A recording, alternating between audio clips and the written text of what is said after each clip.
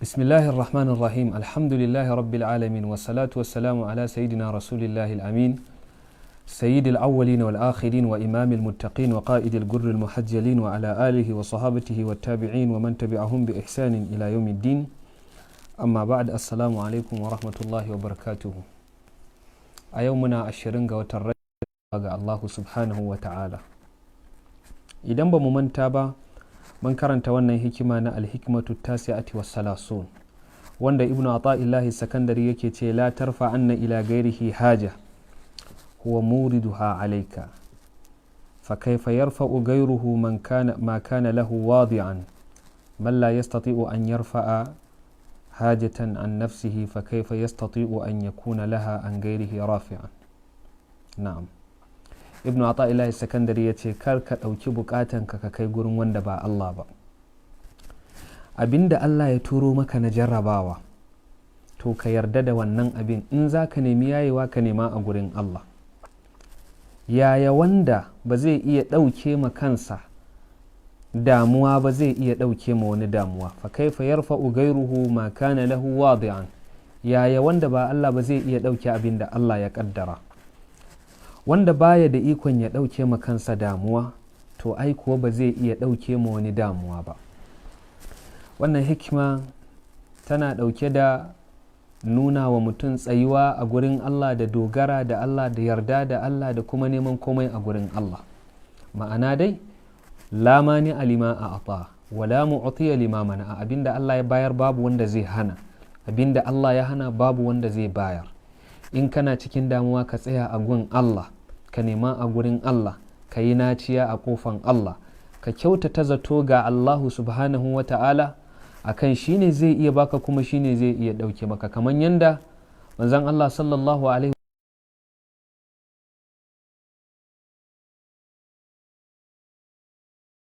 wasallam ya faɗa masa na Abdullahi ibn Abbas ya ce ya gulam inni u'allimuka kalimatin ihfazillaha yahfazka ihfazillaha tajidhu tijahaka.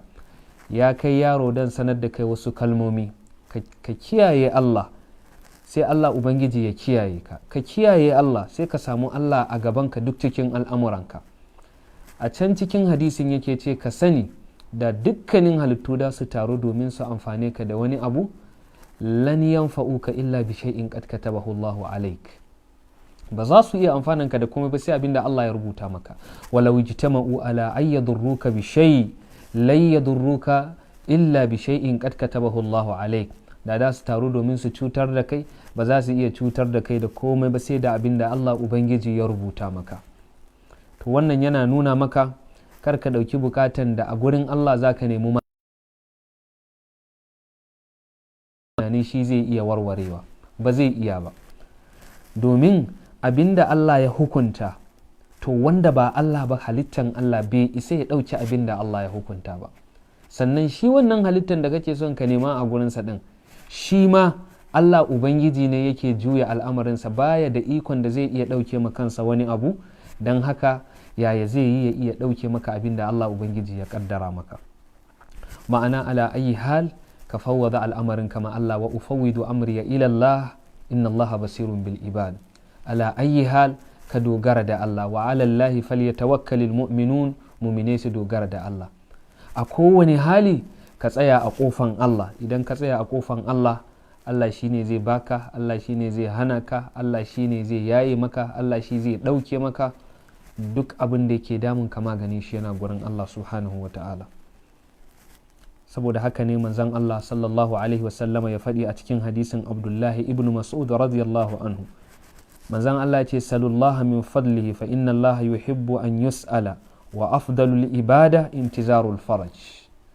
Manzan Allah ce ku roki Allah daga falalansa. Allah ubangiji in zai ba ma kowa komai, taskan Allah ba zai kare ba. Allah ubangiji in zai azurta kowa, arzikin Allah ba zai kare ba. Ya ibadi law anna awwalakum wa akhirakum wa insakum wa jinnakum qamu fi sa'idin wahidin fasa'alani kullu wahidin mas'alatahu wa a'taituhu ma naqasa zalika fi ma indi shay'an. Allah ne ya faɗa ce ya ku bayina ku sani da na farko da na ƙarshe da mutum da aljani da su tsaya a guri guda kowa ya faɗi bukatansa na bashi, to in na biya ma kowa bukata ba zai rage komai cikin abin da yake gurina ba. Inna haza la rizquna ma lahu min nafad, arzikin Allah bai karewa. Dan haka manzon Allah ya ce ku roki Allah daga falalan Allah, dan Allah yana son a roƙe shi, kuma mafificin addu'a shine ka roƙi Allah ka zauna kana jiran Allah Ubangiji ya yaye maka damuwanka, Allah ya biya maka bukatanka, Allah Ubangiji ya kawo maka abin da ranka yake nema. Domin idan muka duba da mu ga ibadan nan na intizarul faraj, jiran warwarewan damuwa da yayewan damuwa, ibada ne wanda za mu samu annabawa ta tura kanta suke. Domin za mu ga annabawa sukan roƙi Allah su roƙi Allah su roƙi Allah har sai sun ce mata nasrullah, yaushe ne taimakon nan kan da Allah ya ce zai mana. Allah ya ce ala inna nasrallahi qarib. Kuma manzon Allah sallallahu alaihi wasallam yake cewa inna an-nasra ma'as sabri, dukkanin nasara yana tare da haƙuri. Wa innal karaba ma'al farji, duk bakin ciki in yayi tsanani to zai yayi. Wa inna ma'al usri yusra, duk lokacin da wahala ya kai wahala to sauƙi yana dab da ya zo ne. Don idan muka duba wannan ayan na suratu sharhi, Allah ya ce inna ma'al usri yusra, lallai sauƙi, wahala in yayi wahala to yana tafe da sauƙi. Idan muka duba ayan Allah cewa yayi ma'a, inna ma'a, tare suke. Wahala in ya zo kana ganin dab da rami gada zai karye maka, kawai sai Allah ya kawo maka al'inayatul rabbaniya, yadul inaya, sai ta zo ta ɗauke ka, sai ka dawo kana mamaki ka ce yanzu ni da an bar ni da dabara na da zan iya ƙetarewa, sai ka ga ba za ka iya ba, kawai la haula wala quwwata illa billah. Saboda haka mu dage kuma mu gane cewa Allah Ubangiji idan shi ya baka abu to baka bukatan ka nemo abin da zai kare ka akan wannan ni'ima. Ma'ana Allah in ya maka baiwa to kar ka daga hankalinka in duk duniya da su taru su ce baka isa ba, to wallahi ka bar Allah, Allah bai baka ba sai da ya shirya zai kare ka. Amma abin da kai ta kokari kai dabara ka kama can ka hada, to idan ka samu da kokarinka to kai kokari ka nemi da barbarun da zaka kare kanka. Amma duk abin da baiwa ne na Allah, kai ka san ba kokarinka bane ya baka, ba dagewanka bane, fadlullahi ne, zalika fadlullahi yu'tihi man yasha, to kai dai ka gode ma Allah kuma kar ka daga hankalinka, domin Allah bai baka ba sai da ya shirya zai kare ka. Saboda haka kar ka daga bukatanka zuwa ga wanda ba Allah ba. Allah shine mai yaye damuwa, dukkanin sauki yana gurin Allah, dukkanin wahala in ya kai wahala to Allah Ubangiji yakan halicci saukin da zai zo kai tsaye domin ya zamo ya kare ka daga abin da kake gani na halaka. Shine manzon Allah ya ce ku roki Allah daga falalansa, domin Allah yana son a roƙe shi, kuma mafi girman ibada shine intizarul farji, shine faraj, tsammani da jiran yayewan damuwa daga gurin Allah subhanahu wa ta'ala. Amma wannan baya nufin idan ka fada a cikin damuwa, abinda wannan hikima take nufi, tana nufin cewa duk damuwa idan ya dame ka koma zuwa ga Allah subhanahu wa ta'ala. Amma kuma ba wai yana nuna maka kar ka bi al-asbab, hanyoyin da za ka bi ka samu wannan abin ba. Ma'ana idan abin da kake neman a gun wani yake to babu laifi ka nema a gurinsa, amma kar ka ji a zuciyanka shi kadai ne zai baka, in bai baka ba za ka samu ba. Ka nema a gurinsa, wannan yana cikin bin sababi. Sabila da Allah ya sa al-asbab sune al-wasailu ila al-haqa'iq, sune hanyoyin da za mu bi mu isa zuwa ga haqa'iq. Dan haka ba wannan yana nuna maka ka zauna a gida kar ka fita ka nemi arzikinka a kasuwa, a'a ka zauna ka ce to tun da dai agun Allah ake nema za ka yi ta addu'a, ba haka hikiman yake nufi ba.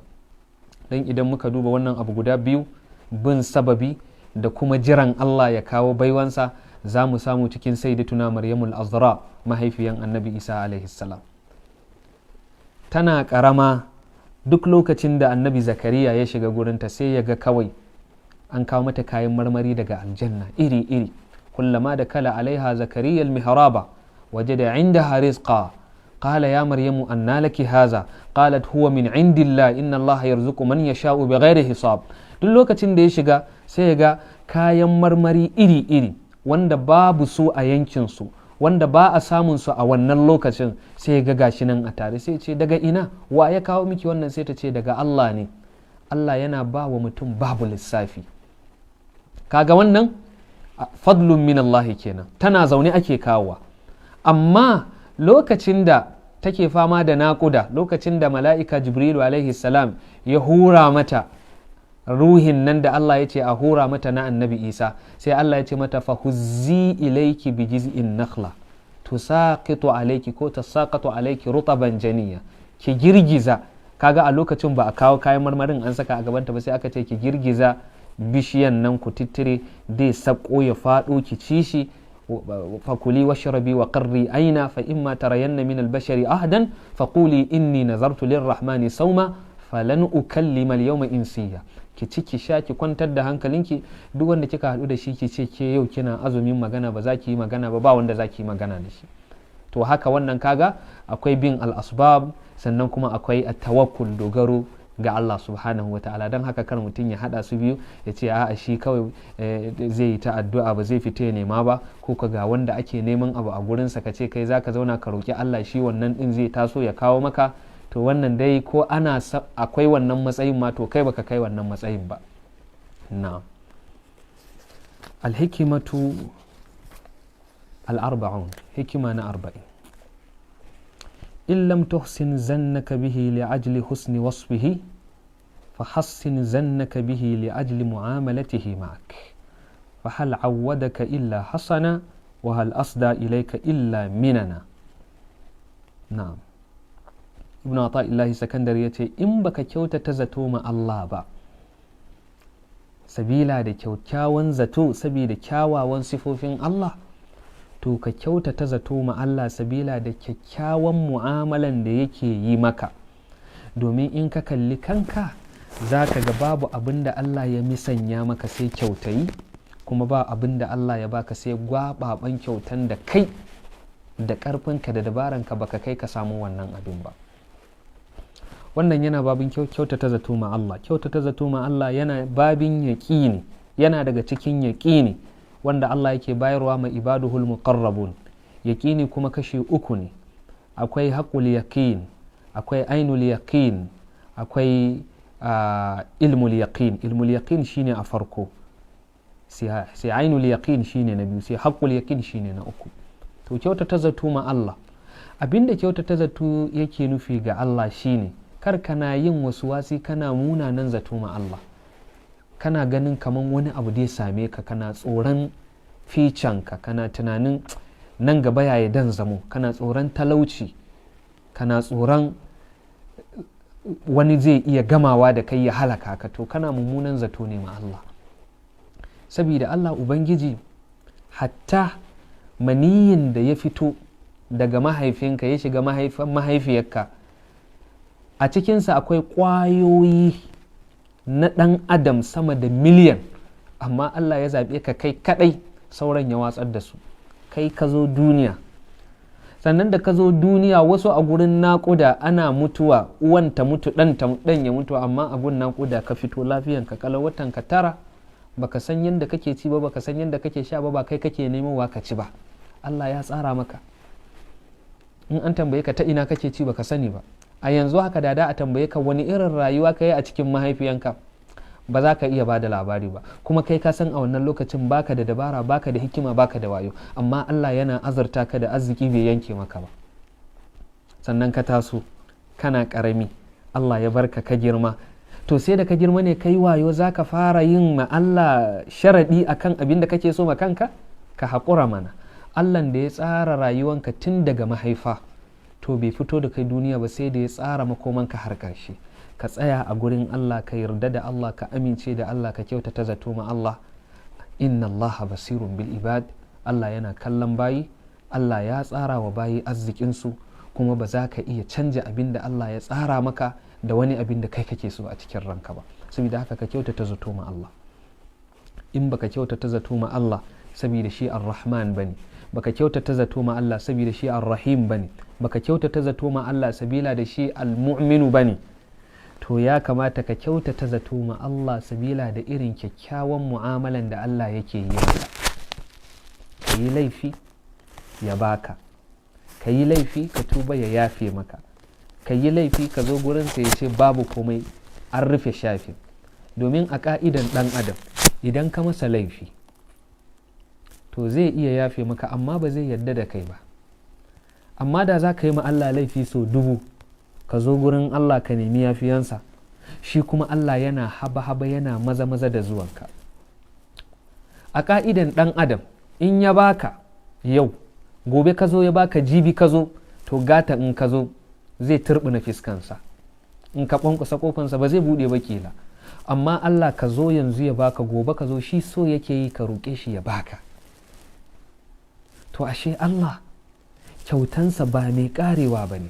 Kullum numiddu ha'ula'i wa ha'ula'i min ata'i rabbik wa ma kana ata'u rabbika mahzura. Kowa Allah yana bashi daga indararansa, kuma indararan Allah bai ƙarewa. Haka kuma idan ka mishi laifi ka ce ya Allah na tuba ka yafe min, Allah sai ce to na yafe maka. Sai ka je ka sake aikata laifin ka ce ya Allah na tuba ka yafe min, Allah zai ce na kuma yafe maka. In ka sake aikata laifin ka dawo ka ce ya Allah na tuba, sai Allah ya ce mala'iku na ku zo, wannan bawan nawa ya aikata laifi ya tuba, ya sake aikatawa ya tuba, ya sake aikatawa, ya san yana da ubangijin da shi yake gafarta laifi, to na ba shi tiketi daga yau in yayi laifi ku yarda na gafarta masa, ku shaida, ku rubuta wannan ku aji, saboda ka tuba ka tuba ka tuba. Ya ibn adam law ataitani bi qurabil ardi khataya la ataituka bi qurabiha maghfira. Haka Allah ya ce da ka zo min da zunubai wanda ya kai yawan turbayan ƙasa, ni kuma zan zo maka da gafara daidai da yawan zunubanka. A babin kyautata zato ne manzan Allah sallallahu alaihi wasallama yake faɗi cikin hadisin Abu Dawud da al-Imam Hakim daga Sayyiduna Abu Hurairah radiyallahu anhu, ya ce husnu zanni min husnil ibada. Kyautata zato yana daga cikin kyautata ibada. Manzan Allah sallallahu alaihi wasallama yana cewa ɗabi'u guda biyu babu wani alkhairi sama da su, kyautata zato ma Allah da kyautata zato wa bayin Allah. Saboda haka ala ayi hal, bawa in yana kyautata zato ma Allah to lallai zai samu Allah kamar yadda yake zaton Allah subhanahu wa ta'ala. A wani hadisi manzan Allah sallallahu alaihi wasallama ya ce la yamutanna ahadukum illa wa huwa yuhsinu zanna billah. Kar ɗayan ku ya yarda ya mutu face sai yana kyautata zato ma Allah.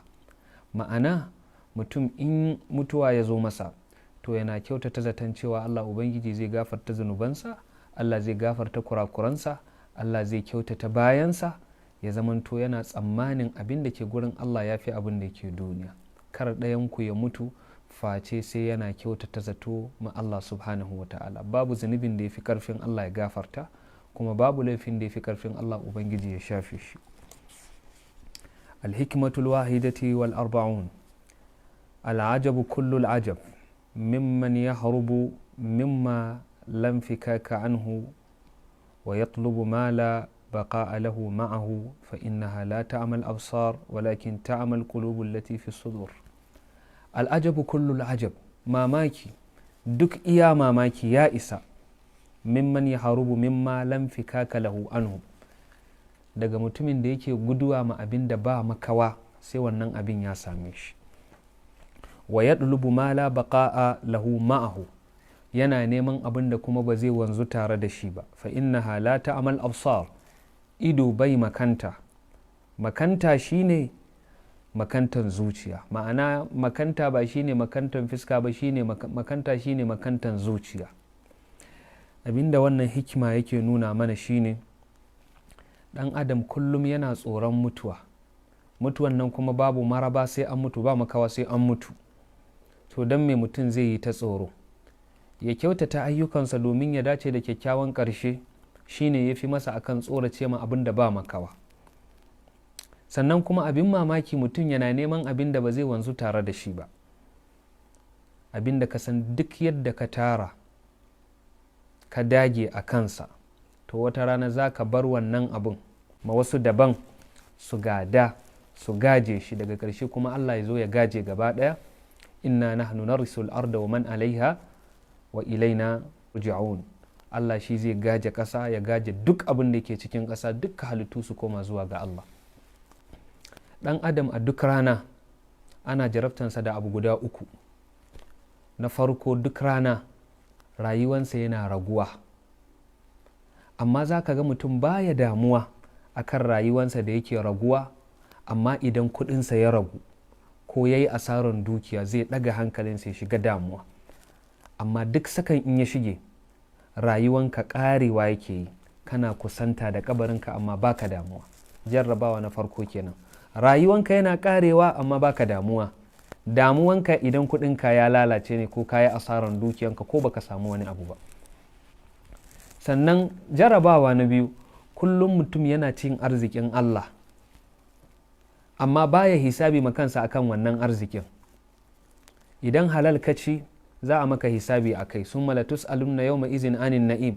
Ko ruwan sanyi mai daɗi ka sha sai an tambaye ka a kai. Idan haram ka ci za a maka azaba akan wannan, amma baka damuwa. Halaluha hisabun wa haramuha iqabun wa mutashabihatuha itabun wa balwa. In ka ci halal za a ma hisabi a kai, in ka ci haram za a maka ukuba a kai, idan mutashabihi ne akwai itabi a kai.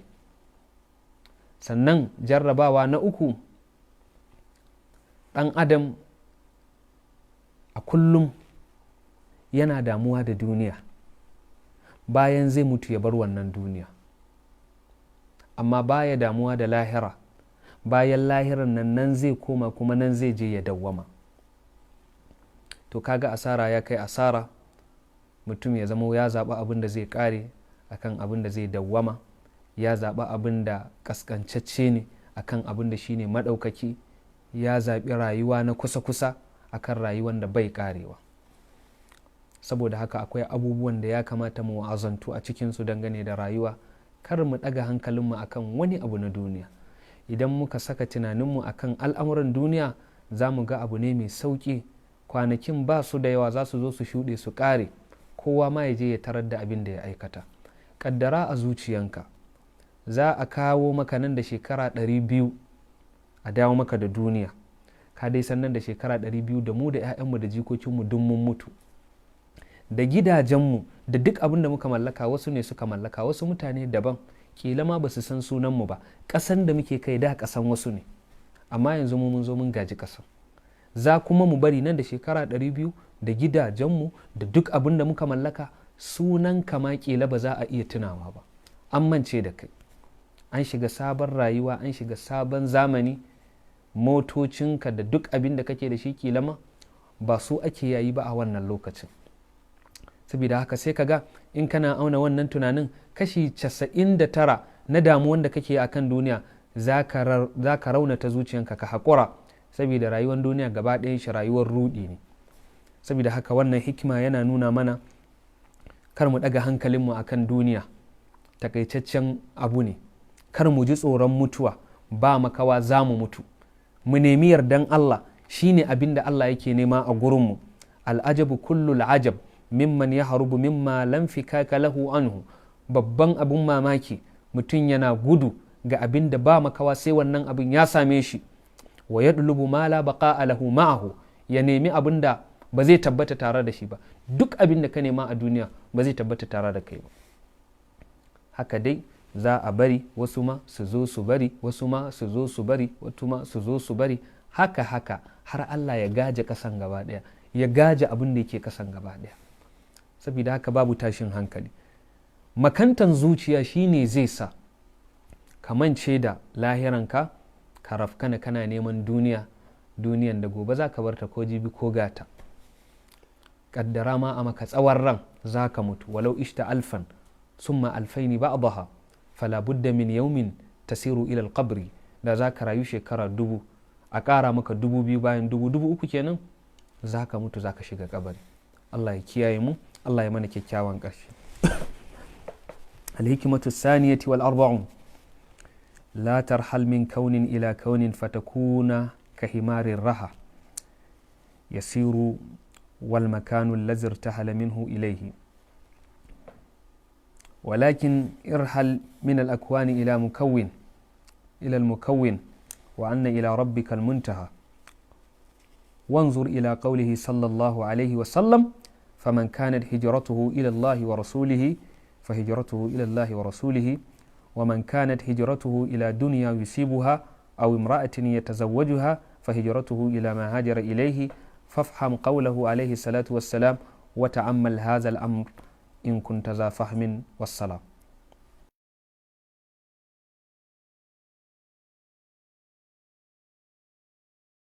wannan hikima ne mai girma sosai, kila ma bayanin yau ba zai kai mu karanta ta mu fassara ma'anoninta ba.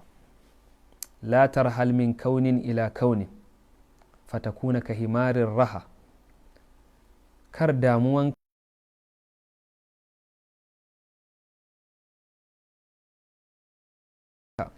ka tashi daga halitta ka koma halitta, sai ka zamanto kaman jaki wanda yake wato aiki. in aka ce himarun raha shine jakin da irin jakunan da ake saka su suke aiki kamar masu matsar rake, wanda zaka ga suna juyawa a guri daya, suna juyawa suna dawa, suna juyawa suna dawa, kaga a guri daya suke babu yadda suka je.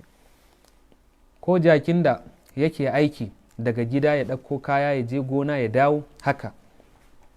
to idan damuwanka shine daga halitta ka koma zuwa ga halitta, to hakika tafiyanka zuwa ga Allah ya zama takaitacce. duniya halittan Allah ne, lahira ma halittan Allah ne. to kar iya ibadan ka ya tsaya a kana neman kyawawan ayyukan ka su baka aljanna, domin aljanna ma halittan Allah ne. ka tashi daga halitta na duniya ka tafi halittan Allah na lahira, to kar tafiyanka ya zama iya wannan ne. yasiru wal makanu allazi irtahala ilaihi huwa allazi irtahala minhu, domin jaki kullum yana tafiya ne gurin da ya bari nan yake sake dawowa, ma'ana ya duru fi makanin wahid, yana zagawa ne guri daya. walakin irhal min al akwani ila al mukawwin, ka bar halittu ka tafi gurin ubangijin halittu. halittu gaba ɗayan su karewa da su yi, Allah shine yake wanzuwa, to ka bar halittu ka tafi zuwa ga mahaliccin halittu. ma'ana kar damuwanka ya zamo daga halittan Allah zuwa halittan Allah, daga duniya zuwa lahira, daga jin daɗin matan duniya zuwa jin daɗin matan aljanna. na'am, Allah ne ya ce zai bamu, Allah ne ya ce ya yi wannan kyautan ga duk wanda ya mishi biyayya, amma babban zakhira shine abin da kake nema shine yardan Allah.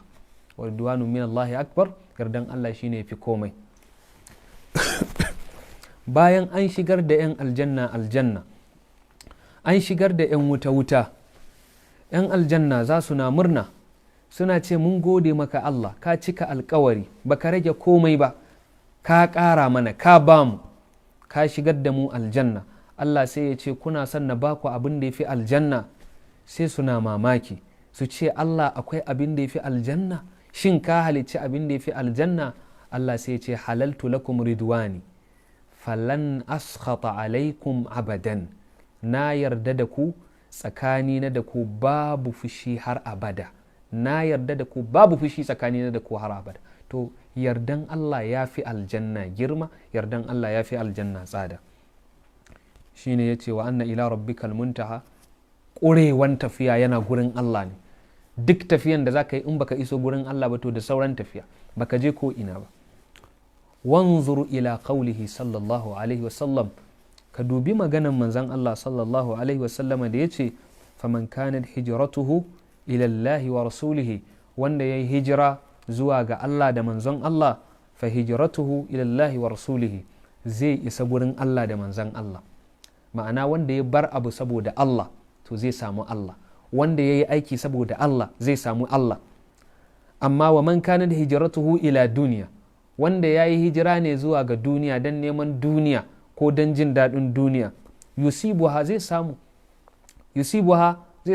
a imra'atin ko mace, wato ila duniya yusibuha zuwa ga wata duniyan da zai same ta, a imra'atin ya tazawwajuha ko wata macen da yake so ya aura, to fa hijratu ila ma hajar ilaihi, hijiransa zuwa ga abin da ya hijira ne, zuwa ga mace yayi hijira.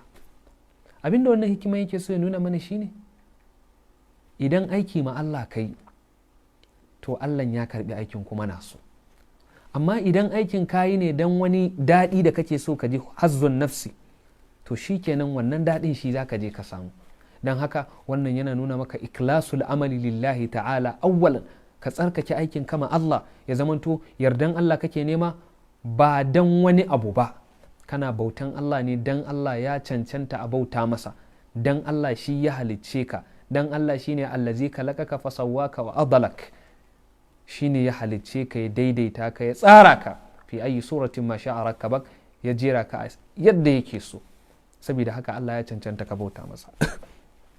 Fafham qawlahu alaihi salatu wassalam, ka fahimci wannan magana na manzon Allah, wa ta'ammal hadha al-amra, ka kula da wannan al'amari, in kunta za fahmin, in kai kana da fahimta.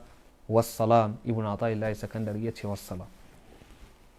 To anan kamar yadda na faɗa mana, hikima ne mai faɗin gaske, tana da ab'ad masu yawa. Na farko, wannan hikiman tana nuna mana duk abin da za mu yi ma Allah, mu bari saboda Allah, mu so saboda Allah, wa an yuhibba lillahi wa yarda lahu wa yaghdaba lahu. Duk abin da za ka yi kai saboda Allah, kar ka damu da abin da mutane za su ci. Idan ka damu da abin da mutane za su ce, za ka wahalar da kanka, don babu wanda zai iya burge mutane ya samu yardan mutane. Domin duk wanda hankalinsa ya nuna, to hankalin shi yana daɗa nuna, yana daɗa nisantan mutane da san kaɗaita ga barin mutane. Domin mafi sharri shine zamantakewa cikin mutanen da babu zikiri, ba ambatan Allah, ba umarni da kyakkyawan aiki. Mafi damu wanda za ka jarabci zuciyanka da shi shine ka zamo kana neman yardan wani halitta wanda ba Allah ba, za ka ƙara rayuwanka, ba za ka samu wannan yardan ba. Galiban ma wanda ka ba da rayuwanka kana bauta musu, kana neman su ji daɗi, ƙarshe su suke zuwa su juya maka baya, su maka dungu, ya zamanto sun maka butulci. Saboda haka in za ka yi wa mutane, ka musu saboda Allah, kar ka nemi yardan mutane, kar ka nemi yabansu, kar ka nemi girmamawansu. Duk abin da za ka ga mutane suna yi, to suna yi ne sabida maslaha, dan wani manufa ne. Galiban ba kowa da kowa ba, akwai na Allah, amma kuma 'yan kaɗan ne, nadir jiddan. Don haka za ka ga wani yana mamaki ya ce, kai, lokacin da nake da kaza mutane su zo su kewaye ni, mutane suna cika gidana, amma yanzu da suka gabana da shi, kowa ya kama gabansa, ba mai zuwa gurina, in na kira wayan mutane ma ba su ɗauka. Wannan ai ba abun mamaki ba ne, haka mutane suke, haka aka halicce su. Su suna karkata ne zuwa ga masalih nasu, in suka samu kuma shi kenan sun tafi kenan. Saboda haka kar ma ka ji mamaki in mutum bukatansa ya biya a gurinka, ya juya ya yi tafiyansa, kar ka ji mamaki. Haka mutane suke, sai 'yan kaɗan wanda Allah ya halicce su da karamci, da kyan zuciya, da kuma kyakkyawan niyya, wanda fa ma yulqaha illa allazina sabaru wa ma yulqaha illa zu hazzin azim. Ina ganin lokaci yayi. Daga ƙarshe akwai wannan addu'an daga cikin taskokin da manzon Allah sallallahu alaihi wasallam ya bayar ga sahabbansa, wannan addu'a domin neman biyan bukatan duniya da lahira ga baki ɗaya.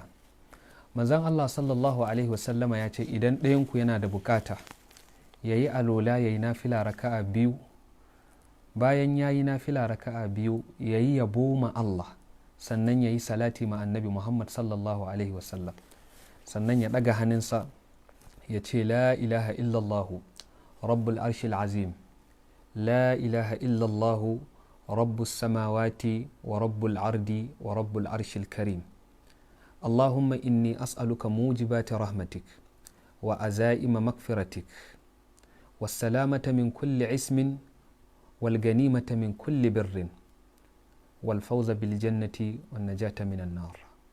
Allahumma la tad'a li zamban illa ghafarta wala hamman illa farajta wala hajatan min hawaiji ad-dunya wal akhirati illa qadaytaha ya rabbal alamin.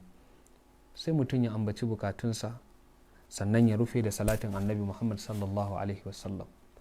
Duk wanda ya yi wannan, manzon Allah sallallahu alaihi wasallam ya ce an biya bukatansa kafin ya tashi daga gurin da yake.